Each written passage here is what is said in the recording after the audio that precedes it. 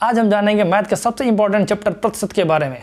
प्रतिशत जो होता है पूरे अंकगणित का सबसे इंपॉर्टेंट चैप्टर माना जाता है। इस चैप्टर की जो इम्पोर्टेंसी है वो हर चैप्टरों में इसके पार्ट्स मिल जाएंगे आपको। प्रतिशत को हम समझेंगे आज बहुत ही आसानी तरीके से, इतना आसानी तरीके से कि जिस बच्चे को बस गुणा जोड़ घटाना भाग आता होगा वो प्रतिशत निकालना सीख जाएगा।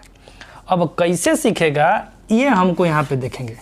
सबसे पहले प्रतिशत का मतलब होता है, नाम से लग रहा है प्रतिशत, यानी 100 में कितना, 100 में कितना। अगर 100 में कोई बच्चा परीक्षा दे करके 70 नंबर ला रहा है तो वह 70 उसका क्या है, प्रतिशत है, 70%। अगर वही टेस्ट 100 की बजाय 50 ला रहा, 50 में है, तो अगर 50 में 35 नंबर पा रहा है तो वो भी 70% माना जाएगा। जब 50 में 35 है तो 100 में कितना होगा, 70। प्रतिशत के बेसिक्स को समझने के लिए हमें एक शॉर्ट ट्रिक है, उस ट्रिक को याद रखना पड़ेगा। जैसे मान लीजिए अगर लिखा है 50%, तो इसका मतलब होता है 1/2। इसका मतलब कि अगर 100% होता, 100% होता तो वो होता 1/3 होता तो 33 सही 1/3%। 1/4 होता तो वो होता 25%। 1/5 होता तो वो होता 20%। इसी प्रकार से 1/6 होता तो 16 सही 2/3%। 1/7 होता तो 14 सही 2/7%। 1/8 होता तो 12.5%। 1/9 होता तो 11.11%। 1/10 होता तो 10%। 1/11 होता तो 9.09%।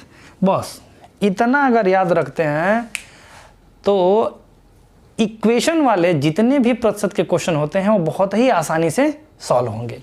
बस अगर हमको ये लॉजिक याद रहता है तो इसमें याद करना आसान ये है कि 1/9 का 11.11 है तो 1/11 का 9.09। यहाँ 11 वाले पे 9, 9 वाला और 9 वाले पे 11 वाला।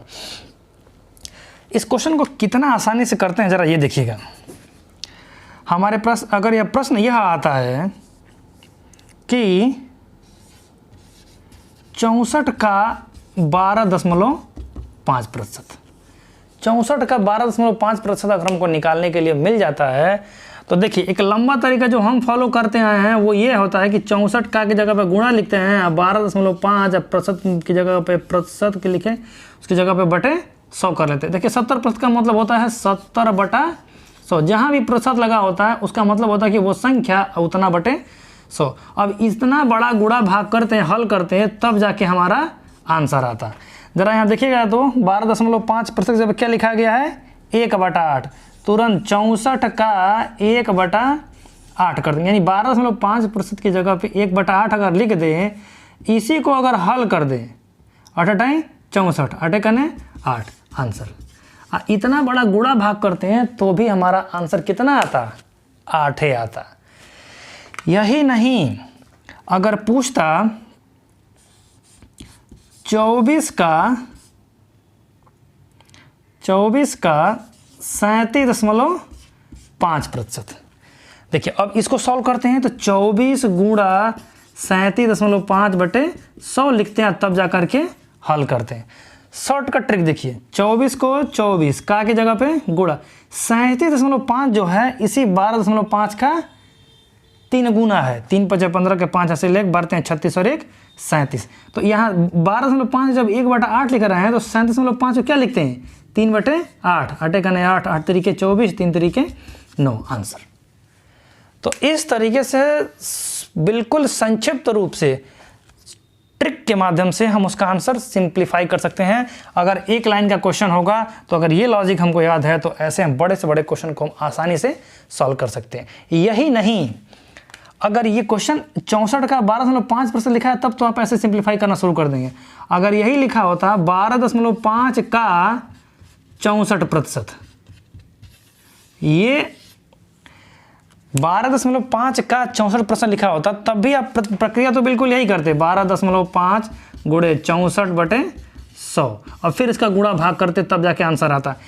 ध्यान दीजिएगा, ये वाला क्वेश्चन हो चाहे ये वाला क्वेश्चन हो, दोनों का आंसर सेम होगा।